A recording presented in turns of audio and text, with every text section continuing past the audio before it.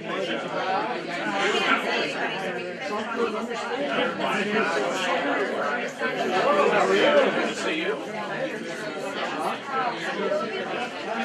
just said you would all right,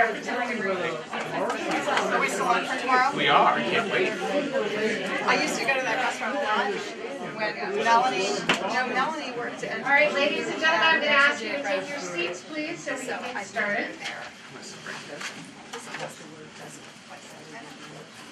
I am so pleased to welcome all of you to the National Academy of Public Administration. I think we have an event for you today that you will not soon forget.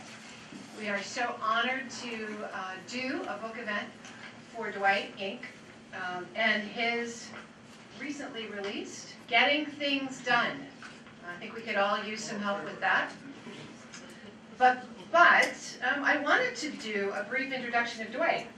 And so I looked for Dwight's bio on Wikipedia. Dwight is not on Wikipedia. So then I thought, well, I will check Dwight's LinkedIn profile. Oh, yeah. I want you to know Dwight has a LinkedIn profile. He has 21 connections and no information. So then I went to Facebook. Let me find Dwight Inc. on Facebook. I didn't find Dwight Inc., but I did find Inc. Dwight, a tattoo and piercing shop. So Dwight, you are harder to find out information about than I expected. But I did find a Washington Post newspaper article from September of 1981. And I just want to read a couple of quotes from this. This was the time when Dwight was shutting down the CSA. So it wasn't necessarily a favorable article. In an era dominated by charges that bureaucracy is hard to move, Inc. scoffs at red tape. I regret the notion that bureaucracy is non-responsive, he said. Blinking behind his thick spectacles, a man about as flashy as a filing cabinet and as shakeable. Then it goes on to say, one of Inc.'s talents is that, like Lamont Cranston, the Shadow in the old radio show, he has the ability to cloud men's minds.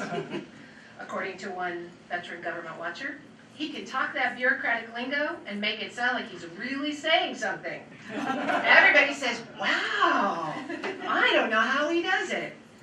So, Dwight, I think we always knew you had superpowers. And I think, having read this book, it should have been titled The Adventures of Dwight Inc., Public Administration Superhero. Right. But the question before us today is, are those superpowers transferable? And do the practices that set Dwight's accomplishments apart apply to the challenges facing public servants today? We have a fabulous panel that's going to try to tackle those, including remarks from the superhero himself. But before we get to that, I would like to introduce Harry Briggs, the publisher of this fabulous document. Thanks, Jerry. Hi, I'm Harry Briggs.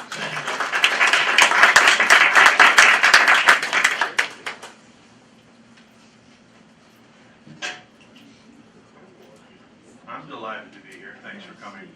And I really only wanted to speak for 2 minutes to relay an anecdote about publishing this book.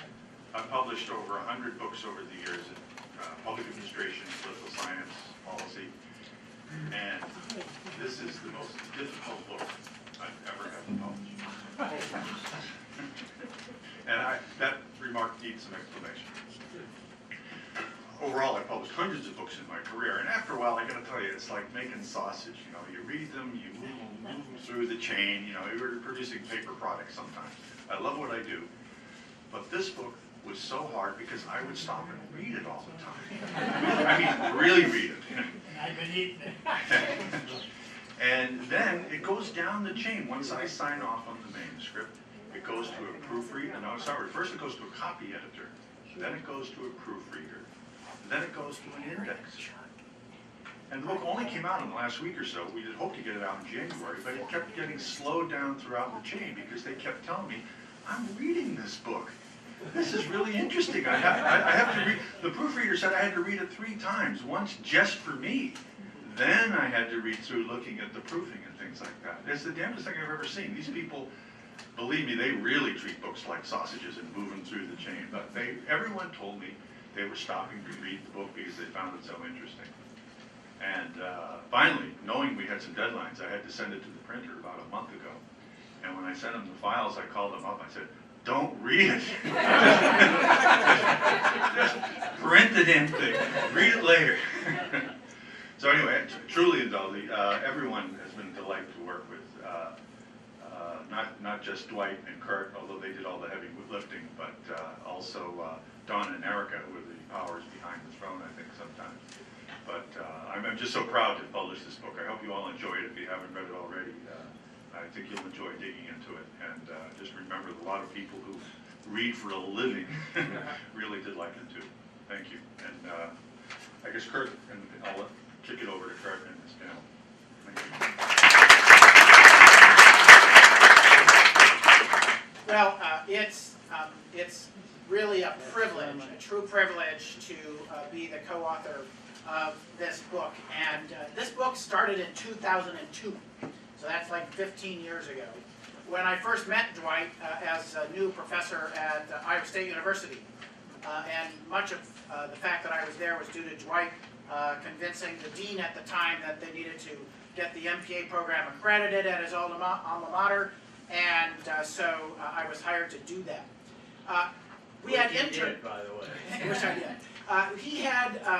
He had this wonderful habit of coming every semester, and he'd invite all of my intern students to breakfast. And this was not just breakfast. This was the nicest hotel in Ames with this delicious breakfast buffet.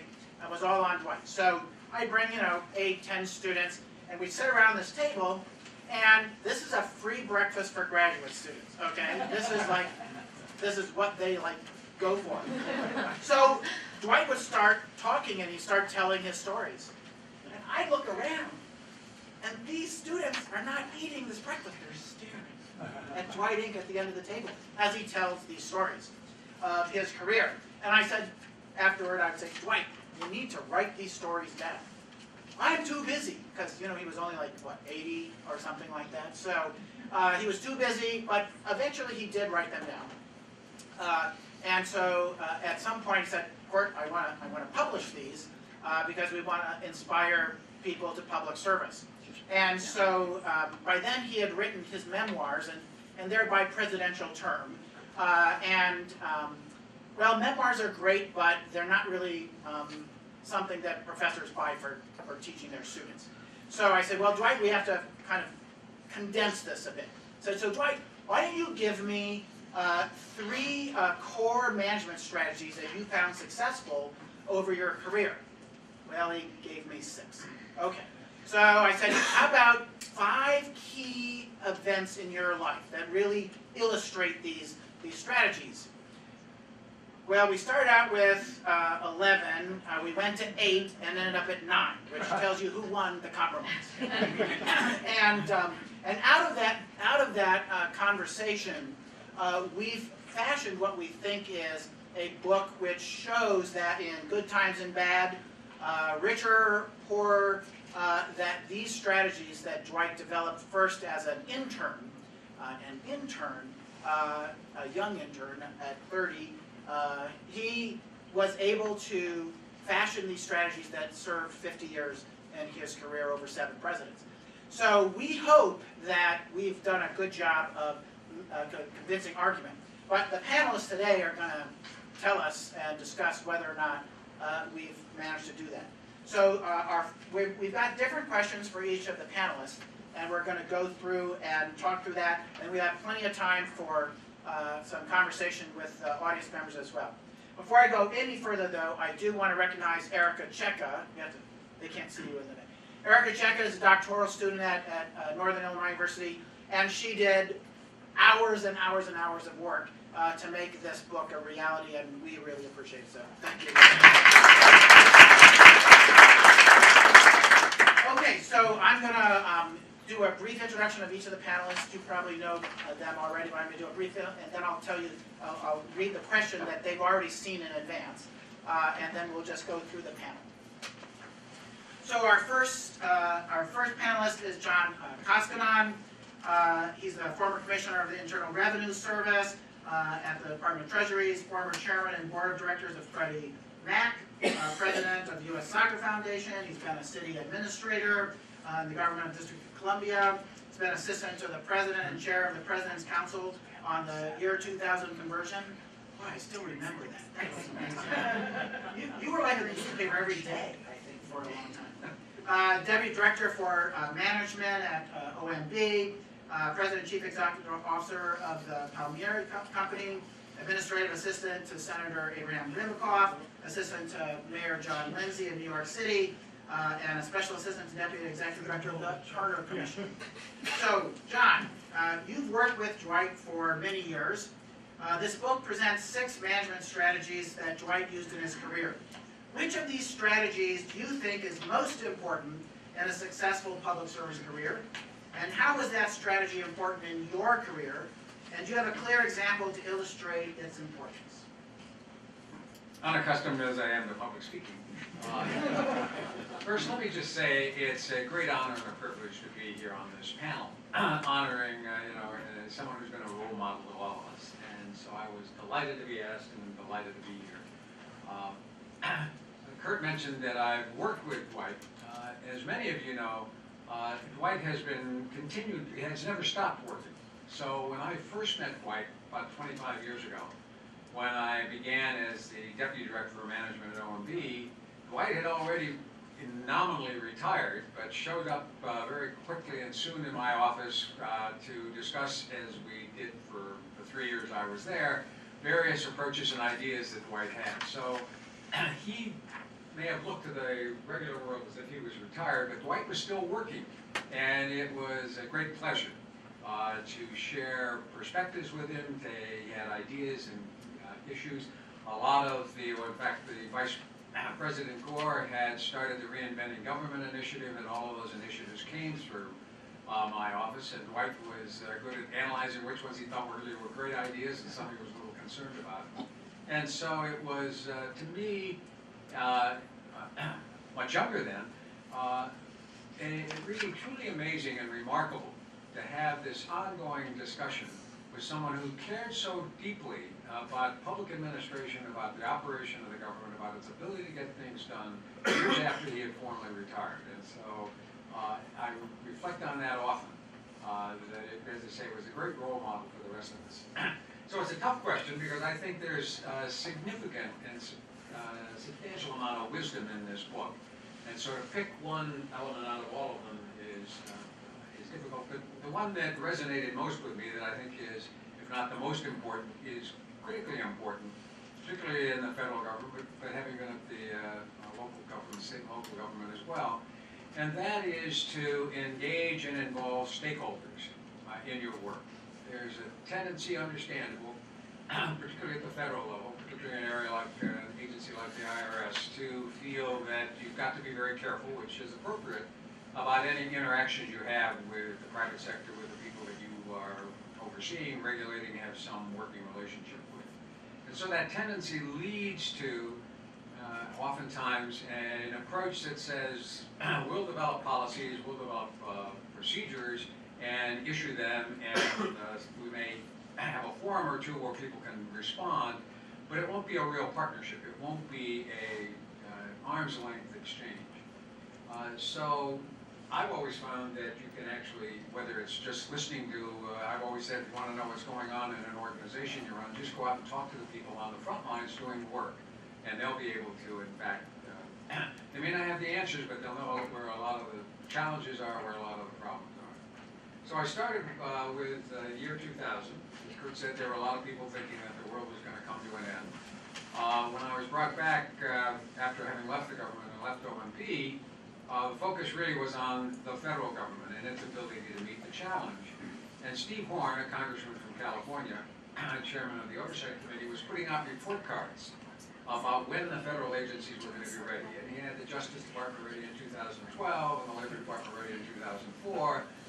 And he finally got everybody's attention, and so the president decided, okay, well, maybe we ought to have a way of centralizing the work on this. And my position was the government was doing well and it was not going to be a significant problem. But I got sort of brought in anyway, and it occurred to me, though, that even if the government worked well, Social Security had 54 million lines of code, each of which had to be analyzed to see whether there was an in effect problem. If you step back and say, well, the government works, if nothing else works, we're probably in difficulty. You flip the switch on January 1st and the power doesn't come on, nothing else really makes a whole lot of difference. So the question was how to reach out to and how to oversee and how to be engaged with the private sector in dealing with that challenge. And so what we did, we had created the President's Council on Year 2000 Conversion. So we spent a day saying, okay, what are the major risks of failure? What would be a problem or a disaster for the country, for citizens? And when we got done with it, besides the normal power, transportation, telecommunications, you started to think about it. State and local government was a problem, healthcare was a problem, educational institutions were a challenge. So we ended up with 25 working groups shared by the relevant federal agency. Energy Department had oil and gas, transportation had all the things that moved. The Federal Reserve took on financial institutions. And then the art form was to figure out, okay, what's the working relationship with those critical parts of the infrastructure, 25 working groups. So we reached out to Washington organizations. There's nobody in the country who doesn't have a Washington organization that they belong to. And explained to them that we wanted to create partnerships in each of these working groups. And I got fascinating responses. Several of the groups said, well, we don't do that kind of thing. We collect information and send it out. We don't actually ever bring people together. Yeah, try to get something done. So we started having meetings with these groups, and we spent the first half hour trying to explain to them that we were not going to tell them what to do. The purpose of this was to have a real partnership and to make it work. And in some cases, we had oil and gas together in the energy area, and they would then spend the next 15 or 20 minutes trying to figure out if the oil and gas industries really were going to work together on this problem as we went forward. By the time we got done with it, we had, in effect, organized the critical infrastructure of the country. I had a hearing in the spring of 1998, and was asked, well, how big an operation do you have? And always having been frugal, I said, well, I have 4 people. I have a deputy, a press person, and an assistant. And I thought that would show I was being careful with government funding. The answer was headlines, president not serious, how can you do anything? So I tried to explain to them that there was no way you could hire enough resources to actually try to do this. The art form was to leverage all the resources, the people who really knew what they were doing. So we ended up doing that. I thought, well, the world would take care of itself, but it turned out there was a lot of question about whether that would go on or not. And a nice guy named Ahmad Kamal, who was the permanent ambassador to the UN from Pakistan, I met when I went to, we had an informatics working group, and when I went to talk to them in the spring of '98, explained just what we were doing, he called me later and he said, we've just got to be able to coordinate this globally. So we ended up with dividing the world up by continent, and there were a number of Y2K coordinators I knew, and so we actually created a set of working groups, continent by continent, to do the same thing. As everybody knows, by the summer of 1999, the major infrastructure, we started reporting on it, so the transparency is critical. And my view was we needed to provide the public with updates on how things were going. Well, if you think the private sector groups in the partnership were a little hesitant, reluctant, concerned about being part of these working groups, you can imagine how they felt when I said, and we're going to tell people how far along you are. And the oil and gas industry had started late and they were behind, and so in January of '99 we had a meeting, press conference like this, to announce that they were about 38% done.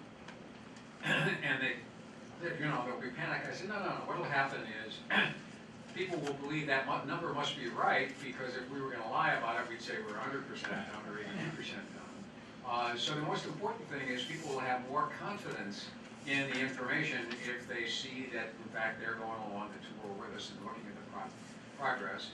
And if come the summer we are done, they'll actually be more likely to believe it. And if we've been saying no problem all along, we got it all in hand as we went forward. So, in fact, it was clear that critical infrastructure was going to work. We did think, Peter Dieger was one of the doomsayers, a very nice, smart guy, who came to agree with me that the U.S. systems basically would function, and he and I both figured some country somewhere would fall off the cliff and demonstrate the seriousness of the problem. But come New Year's Eve, we did press conferences every 4 hours, watching the world turn from New Zealand all the way through the U.S. and then Hawaii. And there were things that didn't work, and we announced those. I was worried that the press would know everything and we would be behind the thing, but we had 170 countries wired up. And so it turned out we knew more than anybody knew, and so every 4 hours we'd say, here's what's not working. The Japanese lost the ability to monitor the safety systems for the nuclear plants, which normally would have been good for 2 days of panic. But because we were, again, announcing it and then had a time frame from them as to when they'd had that fixed, everybody felt comfortable with it. So at midnight our time, we had 700 media at a media center. And Sam Donaldson from ABC was there, and he was grousing and complaining about he'd wasted his time. And I said, well, first of all, Sam, you got to remember, we weren't the ones that told you the world was coming to an end. We're the ones who told you that we thought the world would do okay. You guys are the ones who are out there speculating about all that. Secondly, I keep every 4 hours revealing and telling you all the things that aren't working. But because nobody's died and there isn't blood in the streets, everybody's dismissing it out of hand as if it doesn't matter. So when the dust settled, in fact, the world did get through the barrier effectively. One of the reasons was we got the Congress to pass, by unanimous consent in both houses, liability limiting legislation that allowed companies to share information about what they were doing and how they were doing without violating the Antitrust Act, and also without being liable if in good faith they said this is what we're doing and you tried it and it didn't work, they wouldn't get sued. So the information was allowed to flow. But the combination of the information flowing, but also the working groups, the engaging of the stakeholders, allowed the system to move smoothly through it. Since then, early on, the mythology was, well, it was all a hoax and people wasted their time. And I've always said, I don't know anybody in a telecommunications company, in an energy company, in a financial institution that thought they wasted a nickel. They'd all rolled their clocks forward. They'd all seen the inability of their systems to function appropriately. And they'd all actually felt comfortable by the time we got to that evening. And in fact, the final piece of the puzzle was, what are we going to do for contingency planning? What if things don't work? And again, there was a theory. Dick Clark was in the National Security Council, and he and I were the only ones who thought this was a great test to see how you protect the infrastructure and look and deal with threats, because it was clearly a threat to the infrastructure. But Dick had a view, well, we could commandeer everybody complaining about technology, and we'd respond if a power plant, chemical plant went down. And I told him again, I said, Dick, I don't think we could hire enough people to do that, or dragoon them into it. What we have to do is, remember these reluctant people we put in the department, we now have to convince everybody to set up a national help desk for each of the industries.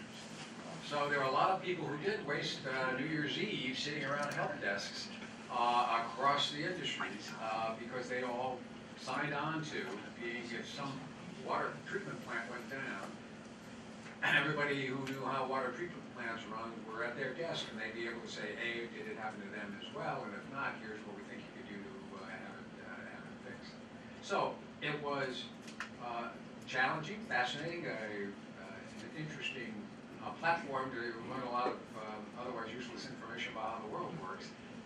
But it wouldn't have happened if we had simply taken the view that we're the federal government, we're going to issue mandates or edicts or somehow try to tell everybody how to fix their problem. And it wouldn't have worked if we didn't have an ongoing flow of information back and forth that we then jointly could share with the public, because by the summer of '99, the biggest risk really was panic. That there'd be runs on the banks, that people would be buying gas and just like a snowstorm. And in fact, I've had a couple of newspaper people say, well, what am I going to do with my basement full of tuna fish? And I said, I wasn't the one that told you to buy the basement. But it wouldn't have worked without engaging stakeholders, without having a real partnership with them that made it clear that we were all in it together, and that it was going to be a partnership. It wasn't going to be those of us in the federal government trying to tell them how to solve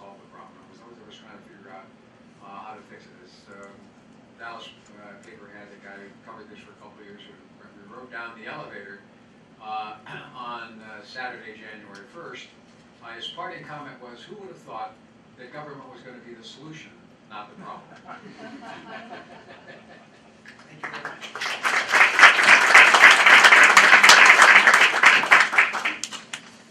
Sharon Kirschbaum is the Chief Operating Officer for the Department of Human Services in the District of Columbia. Former positions include with the Department of Treasury, Acting Assistant Secretary for Management, Director of Department Offices of Operations. Former positions with the DC government include Deputy Chief Procurement Officer, Assistant Director for Performance Management, Office of Contract and Procurement, Capstat Program Manager. Former positions with Fannie Mae include Director and Chief of Staff, Community Lending Division, Senior Business Analyst, Single Family Mortgage Business, former Executive Director of Operation Understanding. She's DC Deputy Budget Director in the Office of Budget and Program Evaluation in the City of Philadelphia, and a training specialist at Selman Brothers. So Sharon, you've been working in local government for a while. While the first case is about Dwight's experience in Fargo, North Dakota as a young intern, the other cases in the book are taken in the federal government context. How relevant are the management strategies that are exhibited in the cases of this book for those who have or aspire to a career in local governments? Is there a particular strategy that resonates with you, a strategy that is particularly important for those working in local governments today? Great, thank you.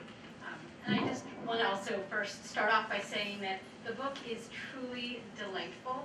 And I think one of the things that I appreciated the most is the way Mr. Ink regularly was in the room during the pivotal decision.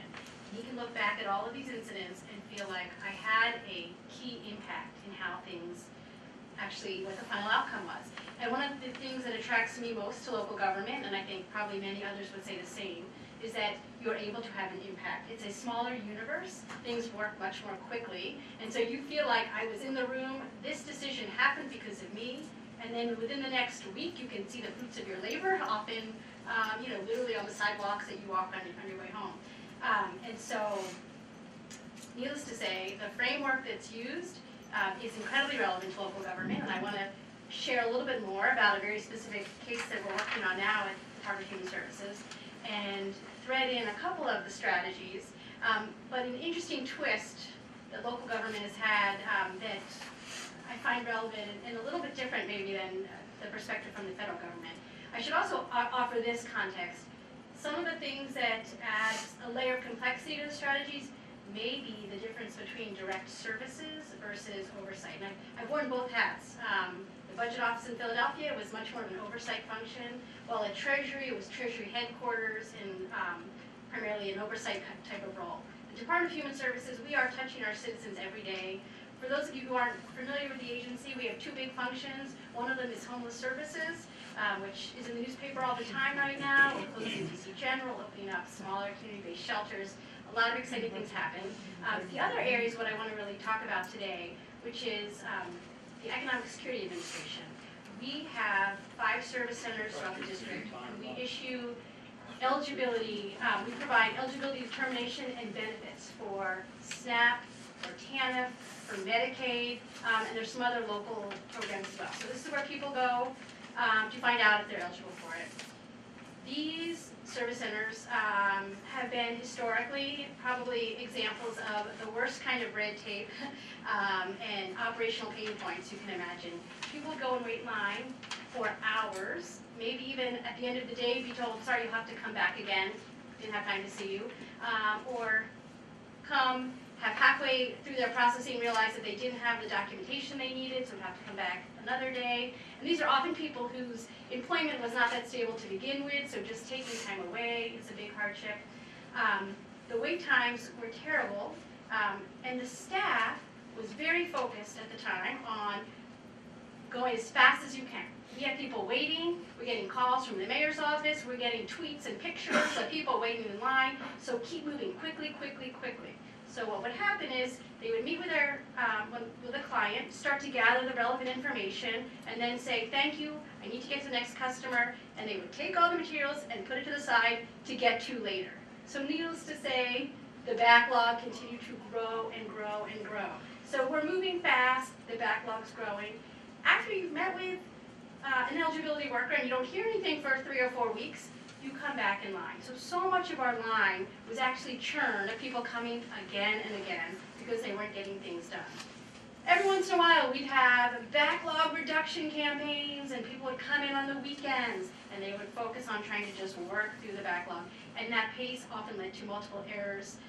We would have often, sanctions and audit findings because of all the errors, because again, of the rush and the rush. There was also very tense interactions with clients. So not only were people furious by the time they sat down, often it was the second time and they've been waiting in line for 3 or 4 hours, but then the fact that there was often not a resolution at that visit meant that the workforce felt fearful. There was recommendations from the union to build plexiglass windows for their interactions. I mean, it just really started to spiral. And the agency leadership at the time was very much focused on, we need more staff. We have more staff, we can reduce the wait times. So here's the fix. And I came in with this administration, and we really did invest in bringing in the best consultants in the country and talked about a business process redesign. And I should say the first management strategy of an unreasonable amount of red tape is costly and unacceptable. It seems like a truism. One of the things we actually had to spend time socializing was that things were broken. So much of our workforce had been there for decades. And so even the fact that we just, this is a problem, right? I mean, it wasn't automatically acknowledged that things weren't working and that there was another way to be. So some of that fundamental sort of level setting of, we're going to make this work better for you, needed to happen out of the gate. But we tried to do everything right. We brought in consultants, and we were incredibly thoughtful about doing a business process redesign, that we wanted the workforce to be engaged. And these were lean, Six Sigma experts. They could have sat down and told us how to do it. They did this in many other states. But we brought in representatives from, the stars, the low performers. We really did have a mix of folks involved in redesigning it. And they worked. It took, 3 weeks, locked in a room, figuring out what steps were unnecessary. How can we verify information if the people don't have the documents? And we had, I think, a really fantastic sort of future version of it. We rolled it out gradually. We did training. We spent a lot of time in terms of engaging the stakeholders, both on the design, but also in terms of making sure the mayor's office knew. The new motto was going to be one and done. We are slowing down. We will not let a customer leave until the process was done. And you know what? Instead of spending 8 minutes with a client, it's going to take a lot longer. We didn't know how much longer at the time. And so the lines will get worse before they get better. But we had covered. We told everybody in the Wilson building, and they actually had community relations people know, people are going to get upset. We need to make sure the clients understand this is a process transformation. Be patient. We also spent a lot of time with the leadership at the service centers to make sure they understood. There are about 600 staff in this organization, so it's really hard to get everybody in the room, but we had blogs and newsletters, and we again met with the senior teams to make sure they understood why we were doing it. And again, we assumed from the hands-on training, everybody would buy in. I'll tell you, one of the key things that the business process redesign gave us was a lot more transparency about the process. For the first time, we knew how long it takes to actually complete a Medicaid eligibility application. It's 45 minutes. 45 minutes is a lot longer than they've ever spent. For our workforce, they felt a huge amount of anxiety because they were taking a long time. This was completely anathema to what they had been told for decades. Faster, faster, faster. The line is getting longer. So despite the training, despite what we thought had been pretty clear socialization, it still wasn't enough, and they still often continued on their old ways. The transparency that gave us information about, hey, with the amount of time it takes and the line we have, we were actually cutting the line off to say, we will not be able to see anyone past this point. So we're telling them at 10 a.m., we know we can get through 120 people today. It was a good favor, I think, to the people waiting, because they didn't have to wait for no reason. But again, this was very much anathema to what the workforce was used to in terms of turning people away. And so they felt not only anxious about the change of taking your time, but also we could now see how many cases they closed a day. That was something that we never had any real insight. So we had folks who were closing 14, 15, 16 cases a day, and some closing 2 or 3, and could never tell. now we actually could see exactly how many clients people saw, the completion rate. And that also was not embraced in terms of seeing, hey, now we have line cutoff, and we can actually ask for more staff where we need it, but that people felt like this new accountability was going to get them in trouble. And we then really shifted to, if you're moving slow, that helps us indicate you need more training, or maybe our training's not effective. But it was not something that initially people really believed, and they were waiting for sort of the other shoe to fall. And somehow this new accountability was going to lead to them losing their job.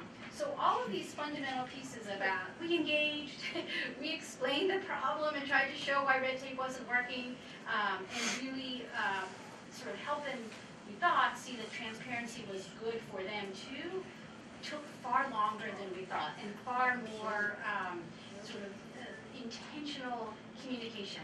We also took it for granted that the senior team at the service centers could socialize this information. There were 3 or 4 layers of management, and so the line supervisors we did not target just because there were so many of them all dispersed.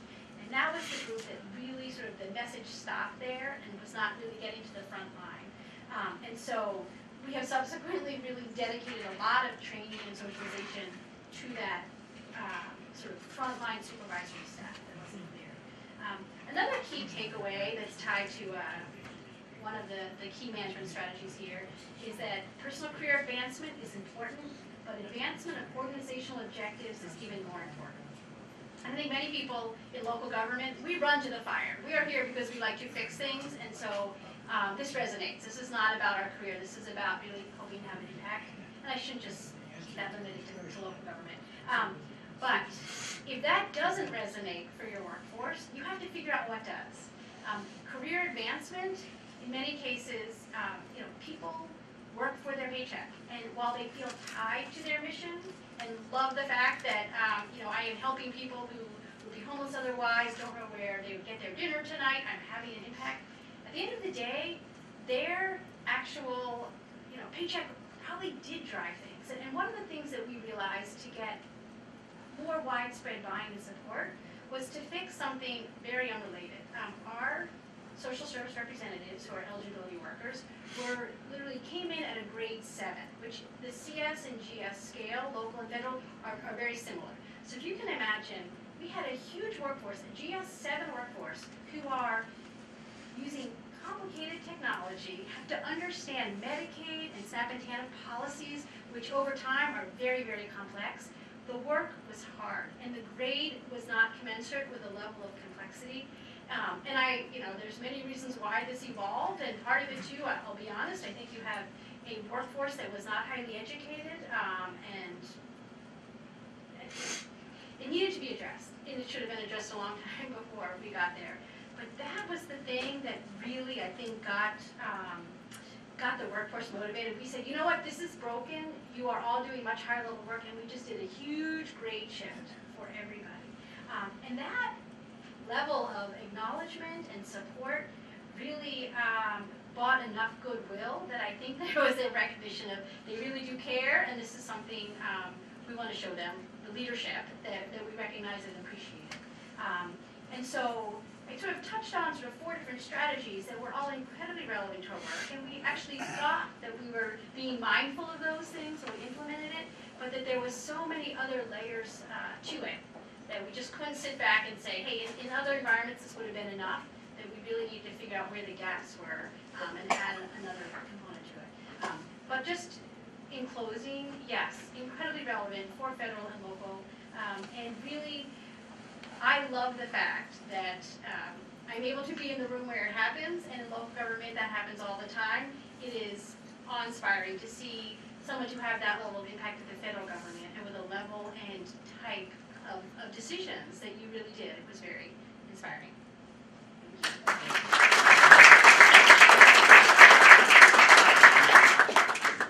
Thank you. Nana Coloretti is Senior Vice President for Financial and Business Strategy at the Urban Institute. She's a former Deputy Secretary of the U.S. Department of Housing and Urban Development, an agency that Dwight helped create.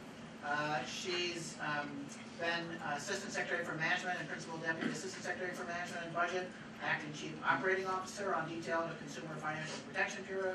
He's had former positions with the Office of the Mayor, Gavin Newsom, Budget and Policy Director, Deputy Policy Director, former Director of Policy, Planning and Budget at San Francisco, Department of Children, Youth and Family Services, Economic Consultant, Public Policy Practice Group, Coordinator and Consultant in the Law and Economics Consulting Group, Health Financing Branch Budget Examiner in the White House Office of Management and Budget, Executive Office President, and Budget Analyst in the Department of Public Safety at the state of Hawaii. So state, local, and federal experience.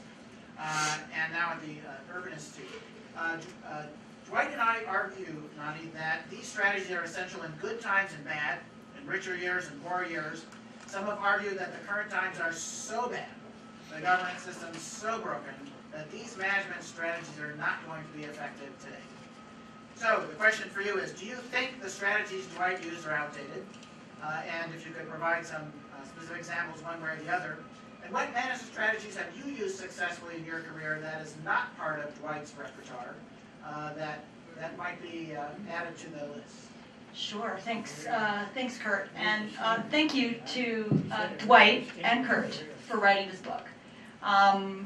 It's really hard to do work in the public sector. It's hard to stay the course, and knowing that someone is paying attention and writing a book to support and give advice to people who are in the trenches right now is really, really inspiring, and it is a great book. Just to kind of, for some background, for those of you who didn't have the benefit of getting the advanced copy that I got and started marking up of it, there are 6 strategies, and I want to tell you what they are so that when you're getting these questions about which one did I use, and which one did Sharon use, and which one did John use, and anyway, you'll know what we're talking about. So the first one is be ethical, and you can read the book and see what he says about that. And the second one is be transparent and receive criticism. The third one is be collaborative and seek diverse views and skills. The fourth one is serve the mission before yourself, Sharon talked about this, and take risks for success. The fifth one is embrace collaboration with Congress. And the last one is focus on effectiveness. So I just want to answer in one word, yes, these are all relevant to today. They are evergreen. These are evergreen components of what makes for a good public manager. And it just, one thing that I want to really just point out, and I don't talk about this very much in my examples, but I want to point it out because it's very important, is the first one is to be ethical. And so Dwight's work, when you read it, you'll note that he grounds all of his work with an ethical framework, an ethical background. And what I noticed is as you move up the leadership ladder, people will take their cues from you. And you're going to need to have a framework that you work from to do your work, because you're going to be confronted sometimes with hard choices and trade-offs, and there's not really going to be a right answer. But just a little note on cues, I'll tell you, Secretary Geithner used to fly coach class domestically on every flight within the United States. And even though that might not have been the safest approach, sometimes he had guards with him because he was getting his life threatened. If you remember, back in 2009, the economy had crashed, and he was part of some of the bailout strategies, and people were kind of angry about that. But it signaled to us at Treasury, everybody that worked there, that was the ethical thing to do, and that we needed to be prudent with the taxpayer dollars and to be careful ourselves. So it's a leadership signal, but it means something. And so I would say that, and I'll talk about this a little bit more if you'd like, but the one thing, these all strike me as elements of leadership, not just public management strategies. And that is the thing I would add for what I use in my jobs and that I've had in the past, which is to basically build a leadership cadre. I think leadership can happen at any level. It could happen at the GS7 level, and that's a pretty low level, Sharon. What was going on there with the, I thank you for fixing that. You can't live in DC with that, okay. But leadership can happen at any level, and but it's important to pay attention to your frontline managers and your leaders, because you're asking them to do a lot, and with very little training and very little support. You move up the ranks in almost any organization based on your technical skills. And if you're not at the same time building your leadership skills, which these elements really all are, it gets harder and harder to do your job, because you start to get more lonely and more lonely as you move up. So I'll just put that out there. Couple of examples for you.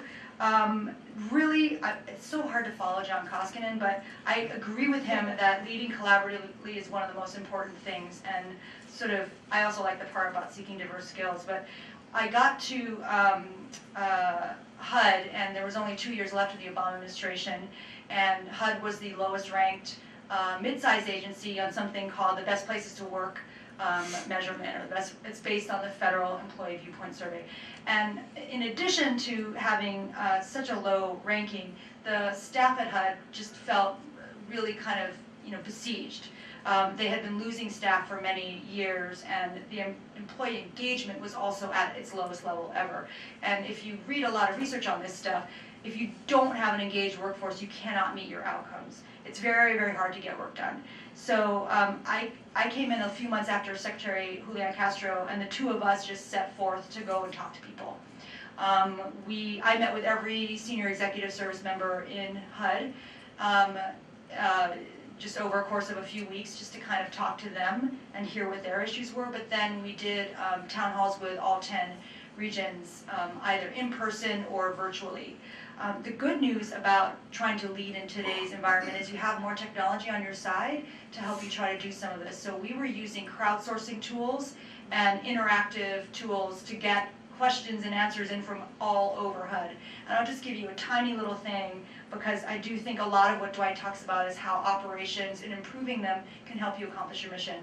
HUD had been losing staff, as I mentioned before. Part of it was their appropriation was going down, but part of it was one of the rumors that existed at HUD was that you cannot hire anybody when you're operating under a continuing resolution. Now, this is a crowd that will appreciate this.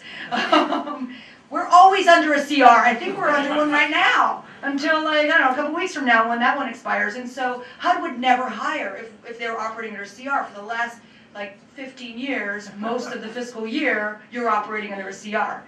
That's a huge practice and myth that was, and that is one of many. And so we started a Mythbusters kind of page.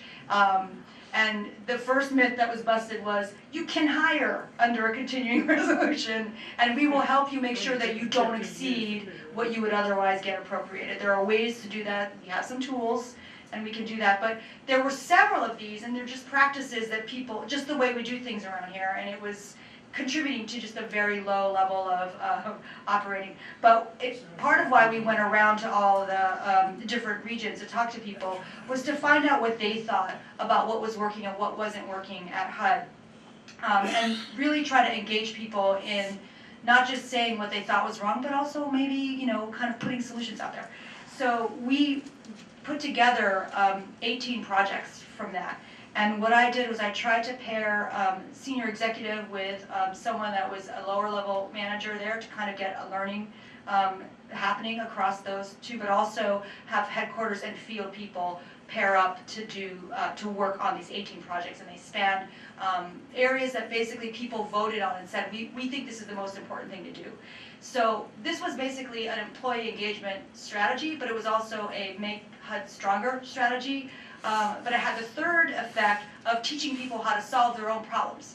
Because I only had 2 years there, Secretary Castro only has 2 years there. Remember, my philosophy is everybody can lead, so how do you do that? How do you put together an end-to-end project and track it and get it done? I do think having leadership at the highest level helps, and a lot of Dwight's examples in his book actually start off with a new president or a new leader saying, I need this thing done, and I need it done quickly, right? So there's always that kind of urgency, and that helps. But I also think there are many, many things you can lean on and fix from wherever you sit.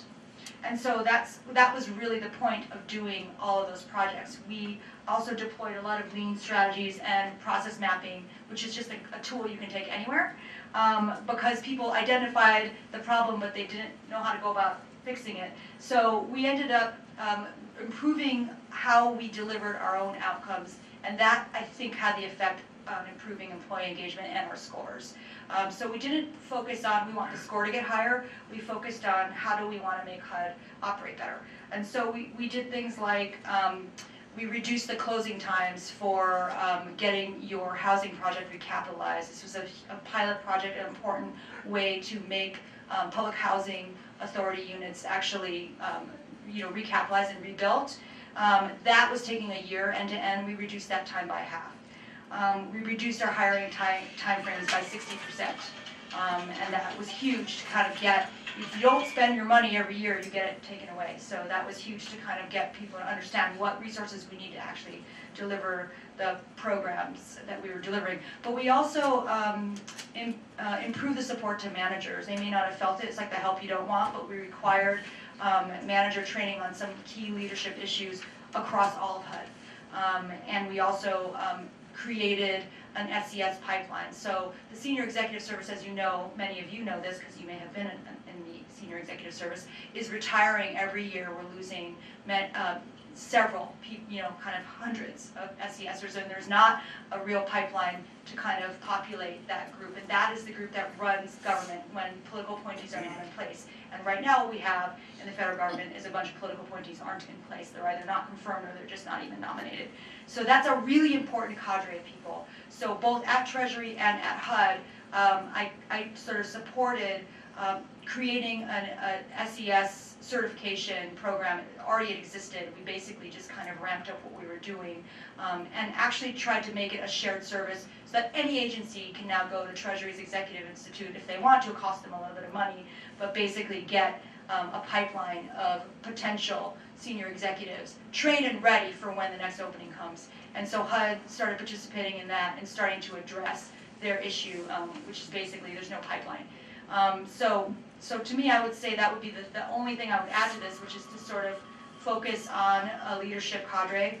And then the only one second thing that I would say to focus on is to make sure you define the problem you're trying to solve carefully, because a lot of times, and this would happen to me at HUD all the time, and other new jobs that I get into, you go and you're talking to people, you're doing the John Costin thing, like making friends with everybody and making sure you understand what they need.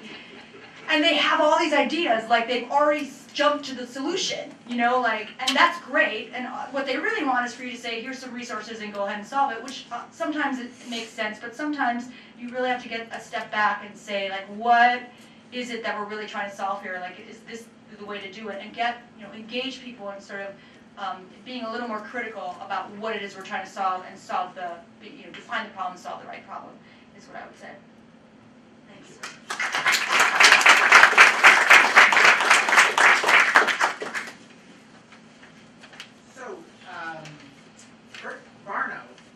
Is the Amsterdam Professor of Public Service and Economics at the Trachtenberg School of Policy and Administration at GW. He's the former Associate Director and Principal Research Scientist at the Institute for Policy Studies at Johns Hopkins. He's Vice President Project Manager at Lewin ICF. He was in former positions with the Office of Research and Evaluation, Employment and Training Administration at the U.S. Department of Labor, and is Office Director Special Assistant to the Deputy Assistant Secretary and Economist at the former Assistant Professor of Economics at the University of Pittsburgh. So, as our key academic on the panel, Bert, Dwight and I would love to know how you, as a full-time professor, would be able to use this book to teach a course. What aspects do you find useful for teaching the course, if any? And how would you use the book as a required text? What cases and aspects would you highlight as particularly important for your students at GW? And would you recommend that faculty at other programs, for example, adopt the book as a text, which would be very good? Can't forget that. Well, I'd like to thank whoever came up with this weird idea of including me on this panel. I got to read a book I might not have otherwise read. And it was too far. Okay, it was really a great book to read. I got a lot out of it. And it had some things that I wish I had read when I was a manager in the government. Back in the early days when the SES was first set up, they would promote you based on your technical skills, and then all of a sudden you became a member of the SES with no management training, no managerial experience, and I was given 6 divisions and a $13 million budget, and I had to figure out what to do with it. So if I had read this book then, it would have been very helpful, along with the other book I did read, which was A Government of Strangers, which I thought was really helpful. I learned some important things from the book. I know now who to blame because my office was too hot, and it's that man right there, Dwight. He confessed. That was one thing. And then another thing I enjoyed reading was, he didn't say this directly, but I got the strong impression that Dwight did not like working with economists because they're so in love with all their economic theories that they don't pay enough attention to the real world. That was my impression, except for the one who worked for you at AID.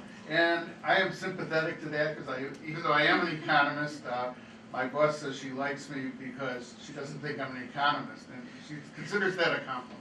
So I understand the problem, and in fact, that's why I left being a professor of economics in my first job, and now I'm a professor in a public policy, public administration school.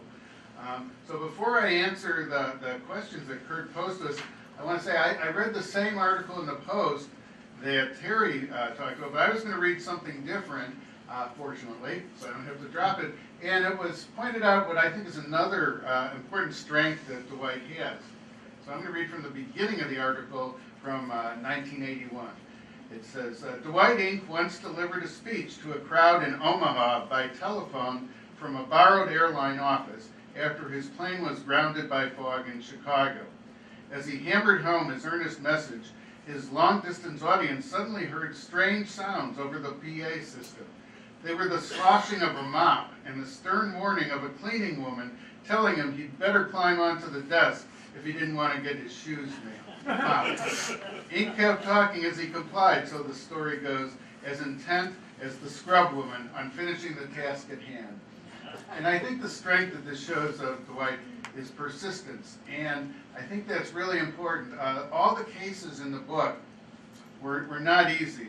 And I was telling Dwight before the session started that I never had anything where, at least that I knew people had guns at a meeting, but he was in some pretty tough circumstances and often had to fight with the bureaucracy to get things done. And I think being persistent is important, and having the strength of your convictions to keep with the program even when it's hard. So I thought that was really important. So as I said, so the question I was posed to answer was what are the key items in the book that I would teach? Well, I don't teach a course in management, but I did find 3 of the things useful for me as a manager and that I would teach if I were teaching the management course. And the 3 items that I thought were, I found most important are the first 3 actually on this list. Be ethical, be transparent and receive criticism, and be collaborative. And I think these are all really important areas, and I've had experience in my work with all 3 of these. In the evaluation course I teach on program evaluation, each week I assign a student a topic, and I randomly on ethics, and we go through ethical problems that have arisen in program evaluations, and they get assigned to either take the pro or con for whatever actions were taken. And most of these were developed either by my colleague Kathy Newcomer or by me in our actual experience in the government finding things that were a challenge. And I found a number of things in my years, both as a government worker and then later working for a research firm and a university doing contract work for the government that posed ethical problems. Much more so than when I worked for example, when I would do foundation work or when you just send articles off to journals. But when you're doing work under contract, especially contracts more than grants, often the government has expectations of what you're going to find before they assign the project. And if you find something different, they're not happy. So I wanted to give a couple examples. So one of my strategies for dealing with this, well, I decided I was going to tell the truth. That was my basic strategy. But then people don't like you. So my solution to that was I work in a lot of different areas. And as soon as they get mad at me in one area, like working on employment training programs, I'd switch to something like fatherhood programs or child support enforcement. And then after a few years, they'd forget why they were mad at me and they would hire me again. So I would rotate through these different areas. And sometimes being persistent and telling the truth about what's working or not working for a program actually pays off. In the last few years, I had 2 projects where we had to evaluate Veterans Employment Training Service programs. And one of them was a program called the Transition Assistance Program for veterans who are retiring or just leaving their military service. It was a disaster. It was the worst program I've ever evaluated. Apparently, I don't know all the details, but apparently an assistant secretary who was not well chosen gave a contract to one of his best friends who had never done this kind of work, and the new program they instituted was just terrible. It had, first of all, it had pictures of people saluting with their left hand instead of their right hand. It gave advice on how to follow up after a job interview, and said you should call them every week for 13 weeks. I think you'd probably get a restraining order, and so on. And it was way too much material to cover. So anyway, so we had to evaluate this program, and we talked about it, and we said, well, let's just tell them it's an awful program. We'll try and say it nicely. And we did, and we weren't sure what was going to happen, but I crossed Veterans Employment and Training Service off my list of potential clients. But instead, they actually were very glad to hear from us. And they actually had us meet with them for about a week at their main office, one of their main offices in Colorado. We told them all the things that were wrong with the program in person, and within 6 months, they changed the whole program. Now, of course, it took me 18 years of working on this kind of thing before something like that happened, but it's really rewarding when it does. And then a couple of years later, we were evaluating a program for homeless veterans that had some unusual features. It was an ongoing program, and yet they required the local grantees to terminate everybody each year and re-enroll them if they hadn't served. Plus, they had strong performance measures where if you terminated someone and they didn't get a job, that counted against you. So it was a very odd program. There were other strange things that were reported, and some of the measures didn't make sense. So we pointed out the problems with the program, and now they've changed a lot of the reporting requirements.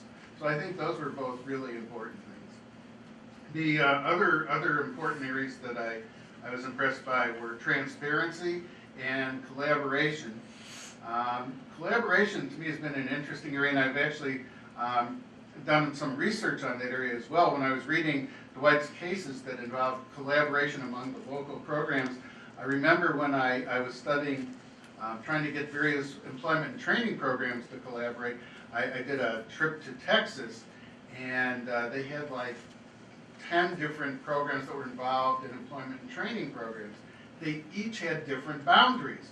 So you had primary education, secondary education, the junior colleges, the workforce program, economic development. Well, none of the boundaries were coterminous. Yeah. So if you wanted to coordinate, you had to coordinate with 4 different programs just for each individual funding stream. It was a nightmare. They've tried to fix a lot of that in subsequent years, but we need to make it easier for programs to collaborate.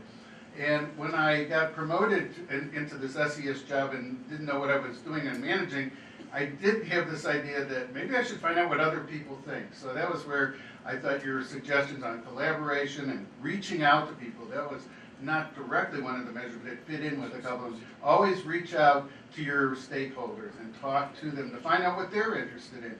So when I took this SES job, about the only bad advice my predecessor gave me, he'd been in the job for 18 years, but he said, you can ignore those OMB budget examiners. They're just a bunch of clerks. And I thought, they're smart people. And I said, and they're the ones who determine how big my staff is. And they're the ones who probably cut my predecessor's staff by about half over the last 5 years.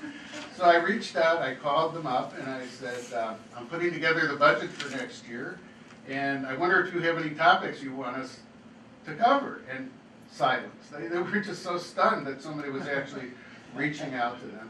And over the next few years, we reached a very good relationship where they knew that, again, I always promised to tell them the truth, and I tried to do the research they thought was important, and it worked well. And they actually approved the Department of Labor recommendation to double the research budget. And I thought, this is really great. And that's when I learned that I should have read one of Dwight's other recommendations, which is collaborate with Congress. So I'm an economist, and so I don't know. I knew there was a Congress, and actually I figured out that I needed to talk to the people on the education and labor committees, and so I did, and I had a good relationship with them. But I didn't take enough budgeting courses, so there's this other group called appropriations, and I didn't know about them. So what happened was the request for doubling the research budget went through, but then some congressman from Kentucky diverted the extra money, the other $13 million that was supposed to go to my budget, and he gave it to his neighbor in the nearby rural concentrated employment program, and we never got the money. So that was when I learned how important not only collaborate is, but know who to collaborate with. So I found the book really useful. I learned a lot from it. I wish I read it earlier, and now being in a university, I still can't set my own thermostat, so it's very impressive. Thank you for writing the book.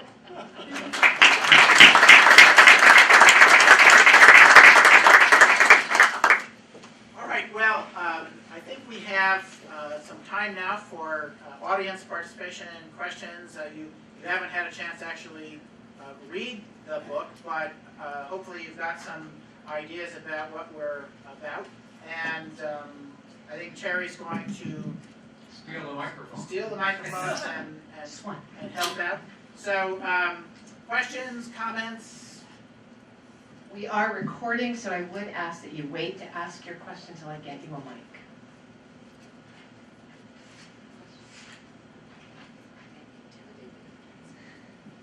Coming in to this from Leesburg, where I live, near where Dwight and Donna live, Jeff Flake was delivering an address to, I'm not sure whom, but it was about the Republican Party and how it would either heal itself or disappear.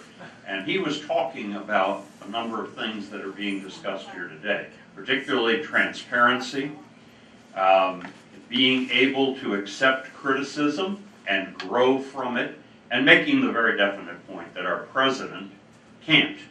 I don't think it's a case of won't, I think it's a case of can't. So I would be interested in any comments you might have about whether these are truly the worst of times, or maybe they're the best of times, or maybe they're time standing still. But it seems to me that the principles and cases that are being discussed here are extremely important at the highest levels of federal government. I come from a background, I was a superintendent of schools for 23 years and in school administration for about 45 of my 48-year career. And so a lot of this rings very true to me, and I've had the advantage of reading some of Dwight's articles through Donna's good graces. I don't know whether they were galleys or what they were, but they were all interesting. But I guess my concern is, number one, that students have access to this information, but I'd be interested in any observation you have, not on a partisan basis, but on an American basis, what observation you might have about how much of missing these principles is at the root of what's wrong right now in public service and in public administration. Who'd like to go first? Who doesn't want an appointment in this administration?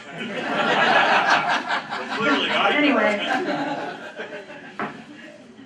I'm happy to say something, but I know John is going to have something great to say also, and Sharon too. Look, these are leadership principles, right? And remember, I think leadership can happen at any level. And so if there is a leader out there and you're disappointed in them, the question is, what can we do to help each other lead as well? And we just got to see a whole bunch of high schoolers walk out yesterday and go ask for something that sounds pretty reasonable, when you think about it and who's asking. So that is American. That is a protected thing. You can petition your government, and I think that's what makes us strong. And so if we aren't getting leadership from somewhere, we need to be sure that we're incubating and teaching it to everybody, that we know now. And I have a sophomore in high school, and he's learning to lead himself. So it's good. Well, I think it is a challenging time, there's no doubt about that. But it is important to remember, if you go back through time, there have been contentious debates almost from the start. And people, fisticuffs on the House floor. with people calling each other names and being closed to listening, taking criticism. What saves the system is, and really in many ways, Nani's point, is that there's options for change. We are to watch, it's fascinating to watch China, you watch Russia, as you have leaders there controlling the system where there's very difficult and limited options for change. We just had an election yesterday, there's going to be elections in the fall, and while they don't necessarily, elections respond to nuances, they do respond to fundamental challenges. And so I think that what needs to happen is people need to be engaged and need to continue to express their views and their concerns. The point about the kids out of school is important. It's important in a lot of ways. I think we didn't get to this point because of a single activity. I mean, it takes a lot of different things coming together into almost a perfect storm. You can talk about the issue of the coverage by the media, the fractionation of channels where everybody gets reinforced on their own belief, the seemingly declining awareness of the importance of debate. There's an article in the Wall Street Journal this morning by the retiring head of the American Enterprise Institute expressing his concern that people are not able to disagree without being disagreeable. Whether it's on college campuses with political correctness or shouting speakers down. In some ways it's an educational issue. I'm impressed that you were superintendent for a long time. We sometimes forget that people, it's a little like the SESers, you appointed a manager, therefore you know everything. We sometimes forget that people need to be educated about these things. We used to teach civics courses in junior high school that I don't think we're teaching at the same level before. It used to be required to know who the local district judge was, or where they came from, who your congressman was, who your state representative was. And a lot of that sort of passed by. And I don't think that we can assume that people are going to grow up automatically to be articulate participants in ongoing discussion and debate if they're not trained about it, if they don't understand the importance of it, if they don't understand the significance of the First Amendment and free speech, and that it is not acceptable if you disagree with somebody to try to keep them from speaking. And yet over the last 20 years, it's not a phenomenon in the last 2 years. Over the last 20 years, there's been an increasing acceptance that if people don't agree with you, you don't have to listen to them. In fact, you don't have to be near them, and in fact, you can try to exclude them from the debate. And so I think that in some ways, I'm an optimist, and I tell people you don't do turnarounds for 45 years without thinking tomorrow will be better. And I do think that in many ways this is a teachable moment, that people are now beginning to understand the framework and the basis on which things work well. Everybody who didn't vote in 2016 can appropriately be blamed for not having voted, particularly in some states. And I think you can see some people saying, hey, well, voting is important. The fact that there are millions of people out there doesn't mean my vote isn't important. So I just think we've sort of gone off into our consumerist society, and we've lost track in some cases about the importance of people understanding what are the fundamental bedrocks of what makes this system work. So, great discussion, thank you. And I'm looking forward to reading the book. I did not get an advance copy. So, but my question is, it goes to the issue that Kurt raised about, is this something appropriate at college level? I teach a graduate seminar at Georgetown on managing people in government. And I always have a fair number of international students. So this semester I have students from China, Japan, Egypt, Dominican Republic, and Trinidad. As well as the U.S. My question would be, from the panel, how do you think these lessons translate to other governments? I'd love to be able to recommend this book to my students. I probably will anyway. I find that a lot of the people issues are the same across governments, but then there's some differences in terms of the environment in which people manage and work. So, how does this translate internationally? Go ahead. Just only because, and this is not an international example, but I did start my career in the state of Hawaii, which is where I'm from. And it's a long way away, so you can deal with it. It's like 6,000 miles away, but it is a state. It is the 50th state. And Barack Obama was born there, and there's a long form certificate. actually say. No, but there is a cultural element that I would have added to this if I were teaching this book in Hawaii. Because it is important to actually manage yourself in a way where people can hear you, and it's a very sort of Asian and Polynesian culture there.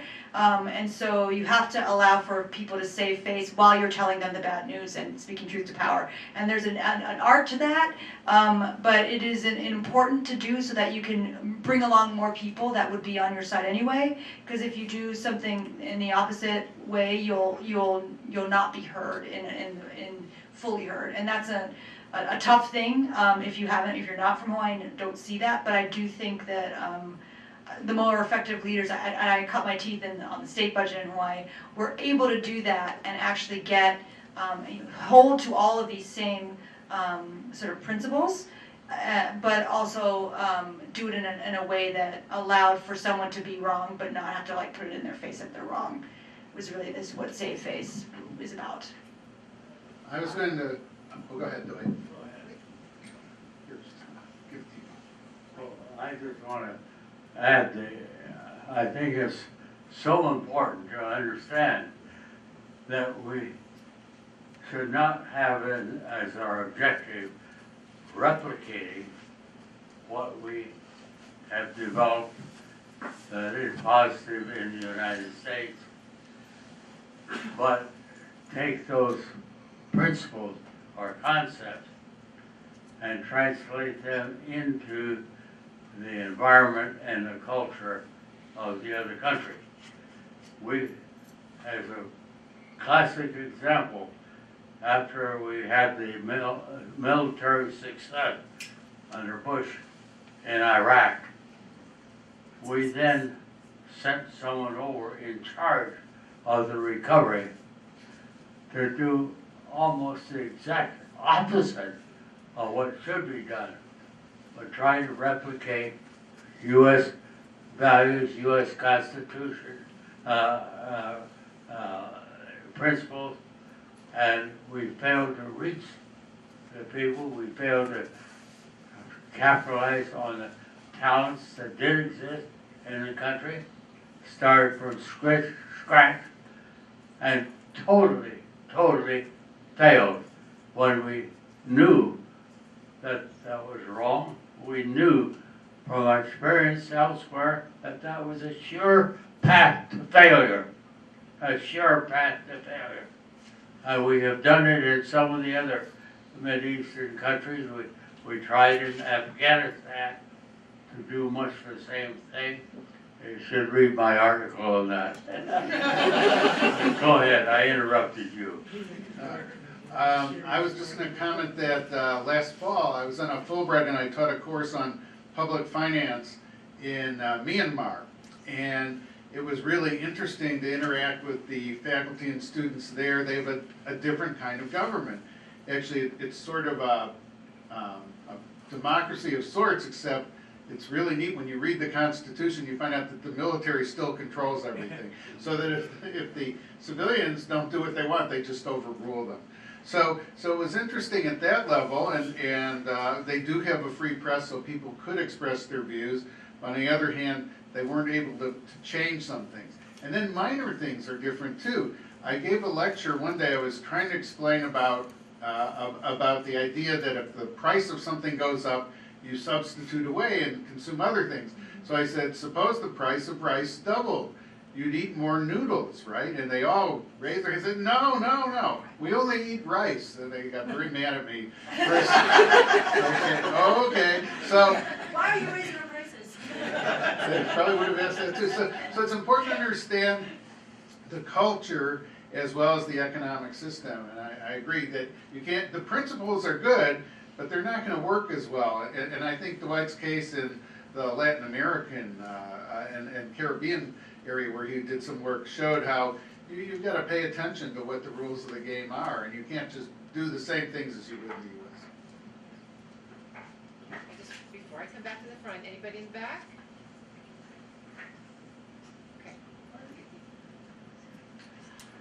Okay. It strikes me that our culture has changed too, at least over my career. I came to government in early 60s.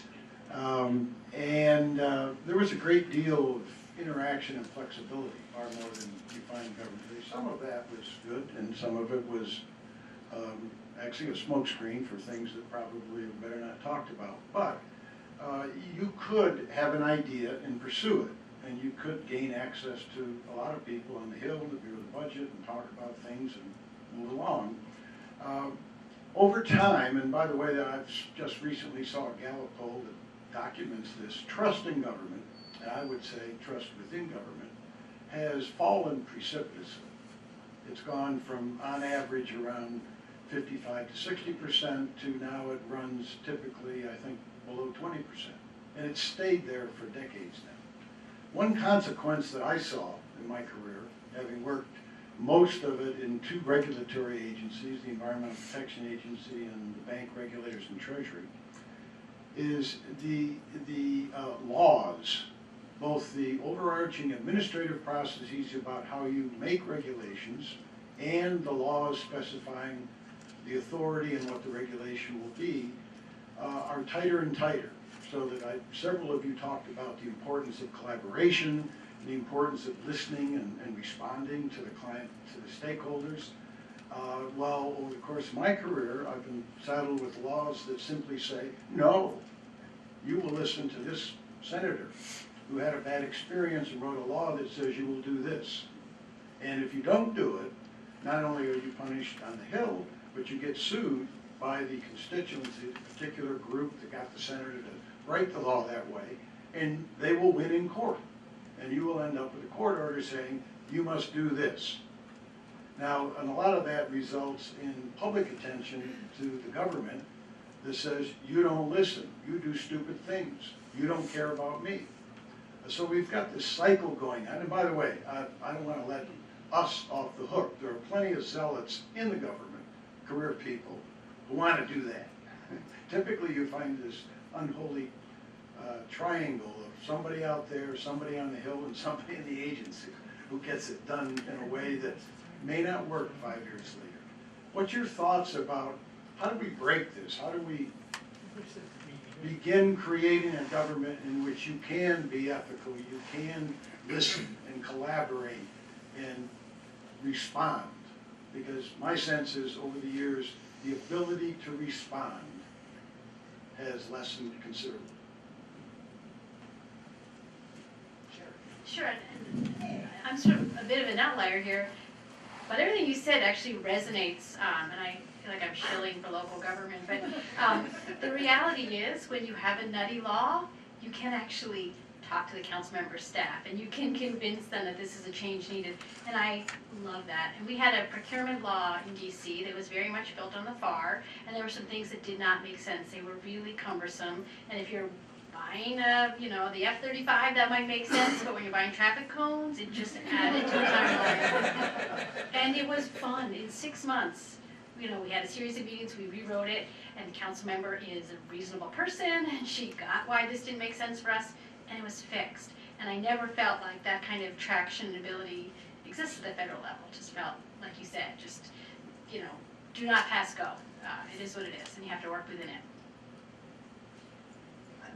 It's interesting to see what's happening with, and I don't know if anything will happen with gun safety advocacy right now, right? It's an interesting time, gun safety.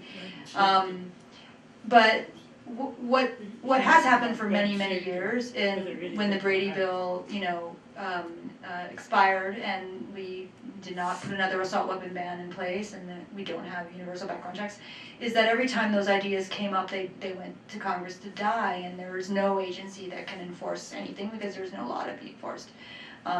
That is a large scale, we're in a large scale pilot project right now of trying to do the thing Sharon did in DC, where you see something that might make sense. Can people advocate for it and actually get it changed, and how long will that take? And I don't know the answer to it, but it's fascinating to watch. And so I guess we may be talking about smaller scale procurement or other issues that are still really critical.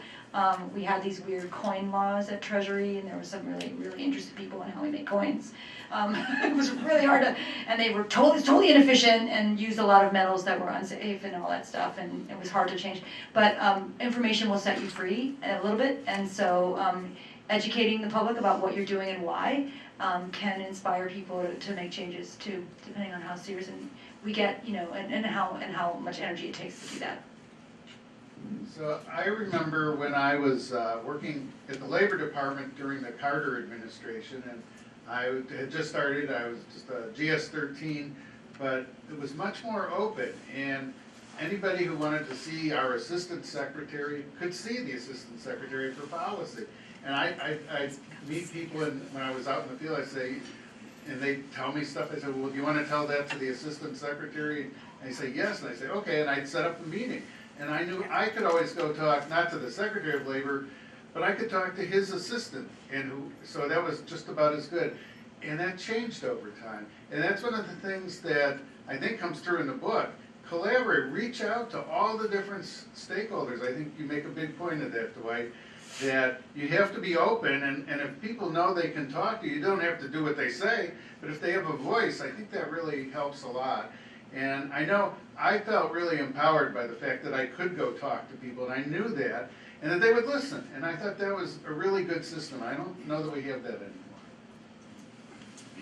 Probably need to leave a few minutes for Dwight to, That's exactly where I was headed. perfect.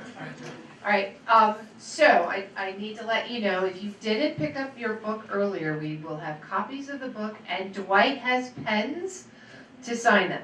Right, so we'll queue up in an orderly fashion when this is all done. And Kurt, of course, and Kurt. And Kurt.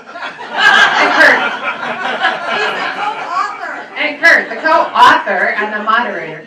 Before I give the mic to Dwight, would you all please join me in expressing your appreciation for the moderator and the panel.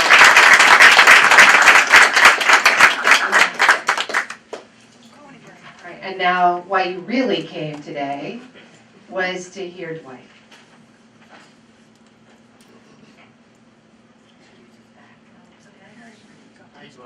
Yeah, all right. Well, first of all, I want to tell you how pleased I am. People came and willing to talk about our book, for which Kurt deserves credit, because he and Erica did most of the work. And I greatly value what they did and their contribution to the analysis and to persuading Harry Bridges to publish it. Thanks, Harry. I would like my three youngsters to stand, Bruce, Larry, and Lori.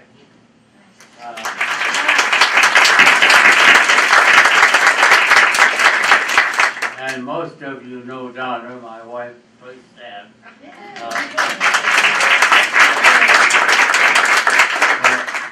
References to the SCS, I should make sure you understand that Donna was part of creating the Senior Executive Service, and she did have, for a time, responsibility for the SCS program government-wide, and she developed during her tenure, the only time we had anything approaching a comprehensive employee leadership program, which bridges the gap from the perhaps a very stellar career in a particular discipline to a manager career. And that gap has never been really filled, but you should sometimes see what she had put together, and which I've tried to get her to write up, so you can see that at least somebody did think about it. Now, this panel, I would like to know quietly out in the hall what they really thought of the book. Well, I'm going to pretend that they were honest. And I guess to emphasize my agreement with everything that was said. We do have, in my judgment, one of those periods in which government is held in really low repute by much of the public. Most of the image that the public has of the federal government is that it is incapable of carrying out important, complicated endeavors. And most of the important ones are complicated. Most of them do require putting together large numbers of federal, state, and local agencies into some kind of a reasonably cohesive team. You look at the important areas that Congress is trying to address, and the presidency is trying, sometimes I think, trying to address the wrong problems or with the wrong solutions, but whatever your opinion is, most of the major issues that our government faces today, the challenges, are those that require a large number of intergovernmental and interagency programs. And unfortunately, today, we have less capacity in federal government than we had 4 years ago to deal with interagency and intergovernmental issues. We no longer have the kind of undersecretaries group that was a very effective leadership, mixing political and career. We no longer have the executive officers group, which was a workhorse and extremely important in supporting the political leadership, but preserving integrity in the public service. We no longer have the regional councils, which was an attempt to knit together the delivery system of goods and services to communities and to neighborhoods. And we have not yet developed a substitute for those mechanisms. Now, I want to stress something. None of those three had a lot of process and procedures. Virtually none. Virtually none. When I had the responsibility for helping to rebuild Alaska, and that was an intergovernmental effort involving every federal agency of note, we, instead of following the Katrina example of adding emergency processes and procedures on top of what we already had, so in a circumstance in which speed was really important, a time when having these different agencies work together and doing so inexpensively. Inexpensively, we did the precise opposite for Katrina. We added process upon process. We spent much of our time trying to figure out who's going to do what, who had responsibility, who's going to be held responsible and accountable. If we slip, we taught caution rather than the ability and the guts to take risks to get something done. We held our own careers more important than the overall mission of government functioning. Consequently, we utterly failed. We did a poor job of rolling it. When you think the objective was wise or unwise, we certainly did not do a good job of rolling out Obamacare.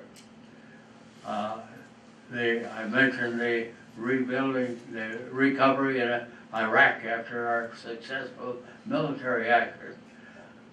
Now, with these failures, and they are failures,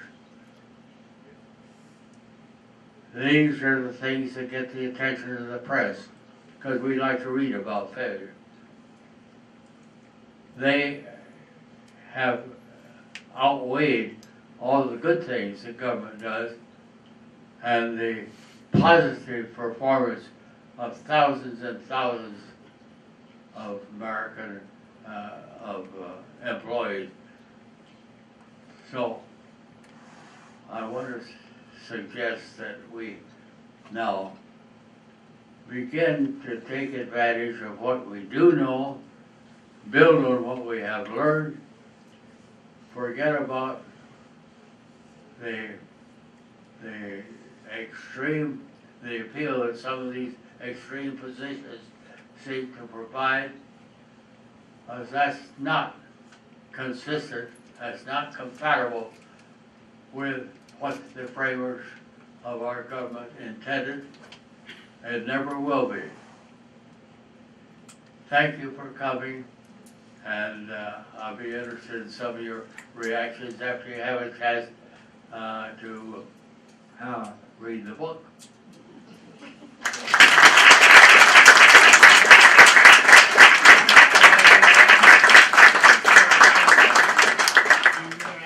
All right, if you'll give us just a minute, we're going to reconfigure up here so Dwight and Kurt can have a table to sign from, and then we invite you all to join. Thanks.